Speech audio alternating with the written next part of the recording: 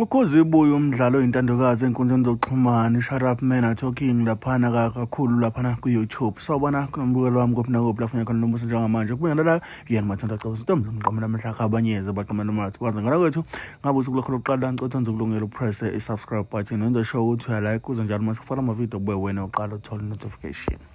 Umbhali wemidlalo uchungechunge omnandi kakhulu laphana othandwe abantu enkundleni zokuxhumana kakhulukazi laphana ku-YouTube uChris Q Hadebe uthe mangabe uchazela abantu athi abantu abalindele isiqephu namhlanje noma singesisha sonke kodwa ke uzofaka la siphela ngakhona kwazisa ukuthi lo mdlalo wagcina uphele ungaphelanga kahle kodwa wabambezeleka ngezathu ezithile. Chris Q uthe mangabe chaza wabatshela abantu ukuthi uzowenza sa omnibus kodwa uyimovie esiphelele. Kusho umlalelo wami ukuthi namhlanje ubulindele lo mdlalo ukuthi umkanjani fanele ukulindele ukuthi uzokubona amaphathi owaziyo kodwa kobe sekuyimovie esiphelele esiyodwa lapha khona ke uzokwazi ukuthi ucaphunele okuyikhona okunonile noma ke okuyikhona la kuthanda ngakhona. Ngapha komusho sikasakho umlalelo wami asingene kone video yakhe uChris echaza ukuthi kuzonzala kanjani. Sanibonani. Ngithi before ntambama namhlanje ngifuna ukuchaza nje because ngiyabona kuma comments ukuthi kukhona abaningi aba-confused ngokuthi yini leso besibukela namhlanje. Ngithola ama-question afana nokuthi manje sizobona yonke into eza after episode 6 and then someone said as long as kusakhona uMancinza and kusakhona uNtobe then istory sizoba mnandi.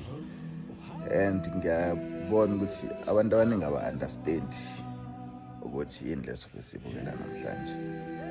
So ngiphinde ngichaze futhi ngicela aba-understandayo bachazele abanye. So yonke into owake wayibona ye-Shut Up Men Are Talking owake wayibona before uzoyibona namhlanje because konke lokho osowake wakubona yiphathi ye-movie.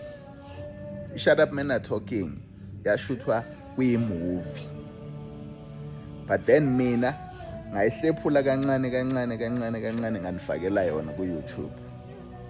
Ingakho lapha ekugcineni ngiyifake yonke ngayihlanganisa yonke nganifakela yona yonke lapha ekugcineni labe ku i-omnibus khona. Namhlanje ngizokufakela yonke njengoba uyibonile yonke. Ngizokufakela yona yonke but uyibone ukuthi iphela kanjani. Ngithi yabona ngendlela ephela ngayo manje ukuthi akuyona indlela eright ukuthi iphele ngoba amagama wakhuphuki mayiphela, right? Akunamagama akhuphuka mayiphela, which means akakapheli. I-movie iqala ngalendlela oyibona ngayo lapha ihambe ngalendlela oyibona ngayo izifike kule part oyibona igcina kuyona wena kodwa ayigcini lapha imovie. Kufanele uyibone ukuthi iphela kanjani imovie angithi. Yes, so namhlanje ke uzoyibona kusukela la uyazi iqala khona, la uyibona iqala khona. So yonke lento soweke wayibona uzoyibona namhlanje yonke, bese umehluko ukuthi uzobe usuyayibona ukuthi ihamba ize igcinephi, iphelelaphi, bese kukhuphuke namagama yonke into isiphelileke imovie manje. Uma ngabe ukuthi kukhona okunye esikwenzayo mhlambe senza lento ekuthiwa i-sequel ukuqhubeza i-movie, then sizokwenza lokho at a later stage. Hayi manje sizokubonisa i-movie yonke la iqala khona, uyayazi la iqala khona naphakathi nendawo nani sifike la ifika khona, bese sizokukhombisa ukuthi iphela kanjani. Namhlanje uzoyibona ukuthi njengoba wayigcina la leyo wayibona iphelele khona nje uzoyibona ukuthi kahle yona ihamba ize iphelele kuphi. Lokho ngifuna ukukuchaza. So ungathi mangabe usubona kudlala zonke lezi zinto ozaziyo namhlanje bese uthi hawu kanti ave kumele sibone into entsha yini, kanti akushiwo ngoni ukuthi sobona into entsha. Wena unga-understand lapho. uzokubona konke lokho kwaziyo, and then ekugcineni kuzovela ongakwazi ubone ukuthi ihamba iphelele kuphi movie, iphela kanjani. Ne ngicela aba-understand abachazeli laba banga-understand. Sharp sonibona ntambama guys.